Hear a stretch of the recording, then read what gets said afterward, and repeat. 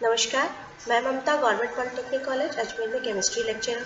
आज का मेरा टॉपिक है यूनिट ऑफ कंसंट्रेशन पार्ट 2, जो कि इलेक्ट्रोकेमिस्ट्री चैप्टर के अंदर है। पार्ट 1 हम ऑलरेडी पढ़ चुके हैं। आज हम पार्ट 2 में एक्सप्लेन करेंगे नेक्स्ट यूनिट। कल हमने पढ़ा था कि मोल फ्रैक्शन को हम जब हम कंसंट्रेशन यूनिट्स की बात करते हैं, जब हम उसको मोल्स में एक्सप्रेस करते हैं तो हमें मोलैलिटी, नॉर्मैलिटी, फॉर्मैलिटी और मोलैलिटी वाली हमने पढ़ चुकी है। अब हम उसी कंटिन्यूएशन में पढ़ेंगे मोल फ्रैक्शन, जिसको हम कैपिटल एक्स से डिनोट करते हैं। इस मोल फ्रैक्शन क्या होते हैं कि किसी भी सॉल्यूशन के अंदर उस मोल्स के उस कंपाउंड के मोल कितने हैं उस टोटल नंबर ऑफ सॉल्यूशन के अंदर, उसको हम मोल फ्रैक्शन कहते हैं। मोल फ्रैक्शन का मैंने यहाँ पर नीचे एग्जांपल फॉर्मूला दे रखा है। Mole fraction equal to mole of compound oblique total number of moles making up the solution. अब हम लोग यहाँ बात करेंगे, अगर मान लो हमें मोल फ्रैक्शन ऑफ सॉल्यूट निकालना है तो हमने यहाँ मोल फ्रैक्शन को x1 से डिनोट किया है, और उसको हम कैसे कैलकुलेट करेंगे कि n1 यानी कि उसके number of moles of solute divided by total number of moles of solution. अब x2 है जो कि मोल फ्रैक्शन ऑफ सॉल्वेंट है। इसको हम लोग ये होता है, इसको हमने x2 से डिनोट किया है, जो कि हमारा है n2/n1 प्लस n2, यानी n2 यहाँ पर है हमारा मोल फ्रैक्शन ऑफ सॉल्वेंट और टोटल नंबर ऑफ सॉल्यूशन से हमने डिवाइड किया है। जब हम x1 और x2 को टोटल करते हैं तो हम लोग का टोटल यानी कि मोल फ्रैक्शन ऑफ सॉल्यूट और मोल फ्रैक्शन ऑफ सॉल्वेंट को जब हम ऐड करते हैं तो वो 1 के इक्विवेलेंट आता है, यानी टोटल सॉल्यूशन के इक्विवेलेंट आता है। अब हम एग्जाम्पल ले लेते हैं कि हमने एक क्यूबिक डेसीमीटर के अंदर 100 ग्राम इथेनॉल डिजोल्व किया है, तो हमें उसका मोल फ्रैक्शन निकालना है। तो हम यहाँ पर हमें वॉल्यूम ऑफ सॉल्यूशन पता है कि यहाँ पर 1 डेसीमीटर क्यूब दे रखा है, जो कि था हमने उसको सेंटीमीटर में कन्वर्ट कर दिया तो 1000 सेंटीमीटर क्यूब हो गया। अब हमें मास ऑफ इथेनॉल भी पता है, तो हमें मास ऑफ सॉल्यूशन निकालना है। तो मास ऑफ सॉल्यूशन यहाँ पर निकलेगा density into volume of solution. तो डेंसिटी यहाँ वॉल्यूम की हमें दे रखी है, और वैसे वाटर की डेंसिटी होती है 0.984 ग्राम पर सेंटीमीटर क्यूब, और यहाँ पर हमने वैल्यू पुट करी इसके सॉल्यूशन के लिए और हमने वॉल्यूम ऑफ सॉल्यूशन पुट किया, तो हमें मिला 984 ग्राम। मास ऑफ सॉल्यूशन हमें 984 ग्राम मिला। अब हमें मास ऑफ वाटर निकालना है, तो हमें पता है कि सॉल्यूशन का तो 984 ग्राम मास है, तो उसमें से हमें 100 ग्राम इथेनॉल डाला हुआ है, तो हमें उसमें से माइनस करना पड़ेगा, तो हमें मास ऑफ वाटर निकल जाएगा।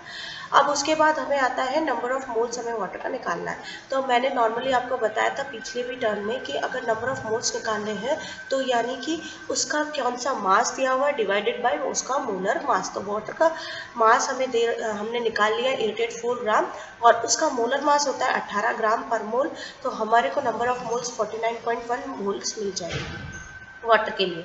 अब हमें नंबर ऑफ मोल्स इथेनॉल के लिए निकालना है, तो इथेनॉल का हमें मास दिया हुआ है 100 ग्राम, हमने उसको उसके मोलर मास से डिवाइड किया और हमें 2.17 मोल्स मिल गए, जो कि नंबर ऑफ मोल्स इथेनॉल निकल गए हैं। अब हमें total number of moles solution की बात करते हैं, तो हमें number of moles water plus number of moles ethanol के दोनों को ऐड करके हमें निकालेंगे टोटल नंबर ऑफ सॉल्यूशंस को, तो हमें मिल गया 51.27 मोल। अब हम इसमें पर्टिकुलर मोल फ्रैक्शन निकालेंगे सॉल्यूट और सॉल्वेंट का। तो यहाँ पर सॉल्वेंट है H2O, तो हमने उसका निकाला है कि उसका जो कंपाउंड का मोल्स है वो है 49.1 मोल, तो डिवाइडेड बाय हमने टोटल मोल्स ऑफ सॉल्यूशन में करा है 51.27, तो हमारा निकल गया 0.958। अब हम लोग सॉल्यूट का निकालेंगे जो कि हमारा इथेनॉल है, तो हमें यहाँ नंबर ऑफ मोल्स इथेनॉल के पता लग गए हैं 2.17 डिवाइडेड बाय हम total number of moles solution को डिवाइड करेंगे, तो हमारे नंबर ऑफ मोल्स निकल जाएंगे 0.042, तो ये हमारा मोल फ्रैक्शन निकल। अब हम रिलेटिव कंसंट्रेशन यूनिट्स की बात करते हैं, तो अगर कभी भी कंसंट्रेशन को एक्सप्रेस करना हो रिलेटिव यूनिट्स में, जैसे कि हम परसेंटेज में भी कर सकते हैं, तो हम यहाँ पर different types of percentage concentration commonly use कर रहे हैं। तो सबसे पहला है मास कंसंट्रेशन, जिसको आप %W/W भी कर सकते हो, यानी कि किसी भी 100 ग्राम सोल्यूशन के अंदर आपने उस सॉल्यूट का कितना मास डिजोल्व प्रेजेंट है उसके अंदर, उसको आप मास परसेंटेज कहते हो। उसका मास परसेंटेज का फॉर्मूला है ग्राम्स ऑफ सॉल्यूट इनटू 100, क्योंकि परसेंटेज में निकाल रहे हैं, divided by gram of solution. अब हम एग्जाम्पल ले लेते हैं इसका। एग्जाम्पल में हम लोग का है कि हमें कोई भी 10 ग्राम शुगर हमें 100 ग्राम वाटर में डिजॉल्व किए, तो हम उसकी मास परसेंटेज निकालनी है। तो हमें पता है शुगर का मास 10 ग्राम है, वाटर का मास 100 ग्राम है, तो टोटल मास ऑफ वॉल्यूम कितना, टोटल मास ऑफ सोल्यूशन हो गया 110 ग्राम। तो हमें उसका मास परसेंटेज निकालनी है। तो हमारे को यहाँ दी हुई है शुगर कितना ग्राम है, तो 10 ग्राम है into 100 upon total number of solution, total gram of solution, तो हमारा 110 है और हमारा मास परसेंटेज निकल जाती है 9.09%। नेक्स्ट है परसेंटेज वेट बाय वॉल्यूम। इसमें क्या होता है कि जब भी किसी आपने मास ऑफ सॉल्यूट को 100 पार्ट ऑफ वॉल्यूम्स में डिसॉल्व किया, उसको वेट बाय वॉल्यूम कहते हैं। यहाँ मैंने नीचे फॉर्मूला लिख रखा है। नेक्स्ट है हमारा वॉल्यूम बाय वॉल्यूम। तो इसमें क्या है कि अगर आप किसी वॉल्यूम ऑफ सॉल्यूट को अगर 100 पार्ट ऑफ वॉल्यूम में डिसॉल्व करते हो तो वॉल्यूम बाय वॉल्यूम होता है। नेक्स्ट है आपका वॉल्यूम बाय वेट। अगर हमने किसी भी वॉल्यूम ऑफ सॉल्यूट को 100 ग्राम ऑफ सॉल्यूशन के अंदर डिसॉल्व किया है, तो वो हमारा हो गया वॉल्यूम बाय वेट।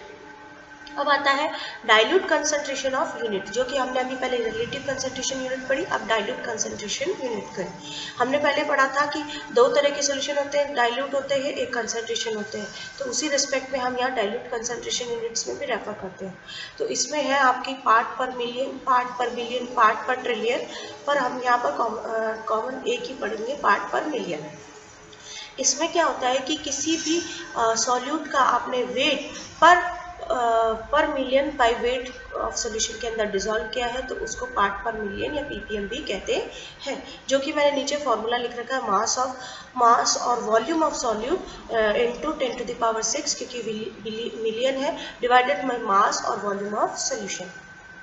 अब हम एक एग्जांपल ले लेते हैं इसको समझाने के लिए कि हमने CO का, हमारे एटमॉस्फेयर में CO का मान लो मास है 3.5 इंटू वॉल्यूम है 3.5 इंटू 10⁻⁴ सेंटीमीटर क्यूब, और 1 क्यूबिक डेसीमीटर के अंदर एटमॉस्फेयर के अंदर प्रेजेंट है। तो हमें उसका ppm में कंसंट्रेशन कैलकुलेट करनी है। तो हमें पता है कि वॉल्यूम CO का कितना है 3.5 इंटू 10⁻⁴ इंटू 10⁻⁶, और हमें वॉल्यूम भी पता है एयर का 1 डेसीमीटर क्यूब है, उसको हम सेंटीमीटर में कन्वर्ट करेंगे तो वो 10⁻³ हो जाएगा, और हमारा ppm में वैल्यू निकल जाएगी ppm में 0.35 ppm। Thank you.